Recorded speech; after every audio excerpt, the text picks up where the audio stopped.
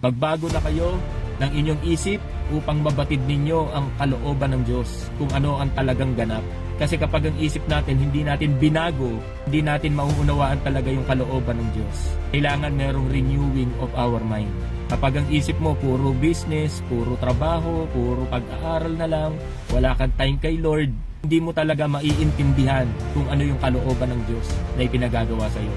Kailangan ibahin natin ang ating kaisipan. Isama natin si Lord sa ating isip. Colossus chapter 3 verse 3, sa isip ang mga bagay na panlangit, hindi lang yung mga bagay na panlupa. Masyado tayo nagpo-focus sa mga bagay na panlupa. Nawawalan tayo ng time sa mga bagay na panlangit. Kaya hindi natin maintindihan ang kalooban ng Diyos. Kaya mga kapatid, renew our mind. Amen po ba?